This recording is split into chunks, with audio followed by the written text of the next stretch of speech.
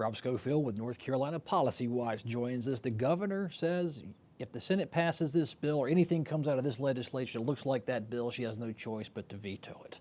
I don't think any of us are surprised by that, Kelly. It's what we expected. The budget that the Senate has proposed it differs slightly from what the House came up with, but for the most part, they've just sort of gussied up what was a flawed proposal, and that was fundamentally different from what the governor said she had to have. So I don't think her response is surprising, and I think it's appropriate. What do you make of the income tax reduction? That's one of the highlights of this bill. I think a few percentage points, you know. They've tweaked it a little bit. I think the only people that are really going to notice it are rich people, because actually their taxes are going to go down 0.5% next year with the expiration of that one tax and then reducing a little bit more. They might actually see a few bucks and notice it. People at the bottom and in the middle aren't going to notice it at all. All they're going to notice is the reduction in services that it's going to lead to. Education funding, of course, about 60% of the budget, and every lawmaker today down here is focused on the education budget.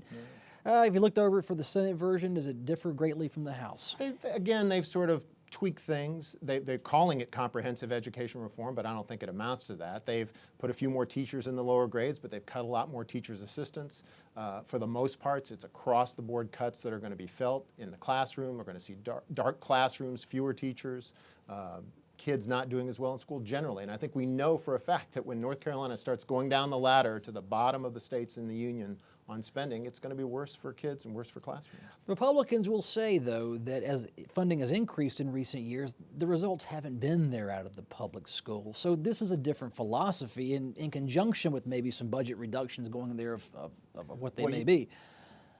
We should have done a lot more for the public schools for years. We've done some incremental stuff. We've fought hard to get some incremental changes, some incremental increases in spending, but we need to do tremendously more than we're doing right now. We ought to be spending 25% more on education in this state. The changes that were made over the last couple of decades have made some small improvements. It wasn't perfect, but going backwards, going back down to say 50th in the country or 49th in the country in spending, we know that's not the recipe for success. Well, you don't know that's going to do that. Don't know. You don't know that it's going to drop that far, do you? Well, are you guaranteeing that? I mean, I know, but this is why we have you on, to have your perspective. You think education is going to decline in North Carolina as a result of this budget? I don't have any doubt about it. I know already that it was struggling. My wife's a high school teacher here in Wake County. I've already seen the struggles that she's had just getting supplies in her class, getting her classroom cleaned. We don't have enough janitors as it is. Now, you cut another $1 billion out of education generally, we're going to have fewer school nurses, fewer janitors, all the things that make for a vibrant school community. The Senate Republicans say they want to get down to one teacher for every 15 students in a classroom, K through third grade. Realistic, can it be done? Will it work? Well, you can do it over time. They say they're going to do that. That'd be fine. That'd be one little small improvement in the school system. But of course, when you're taking away the teacher's assistants in those grades, it may be a bit of a wash. You may have a net improvement. That's good, but we need to do that all through the system, and that's going to take more money. You're not going to get to the point you need to get in education by cutting spending overall. It's just a recipe for gradual decline and frustration for our teachers and for our kids and parents. Do you think the state's budget and the Senate proposal, everything other than education, pales in comparison? The stuff in the cuts in healthcare are pretty scary. I mean, we're talking about cutting off fundamental things like vision care and dental care and respiratory therapy and all those kinds of essential things for disabled people and seniors. People who've had strokes, that kind of service.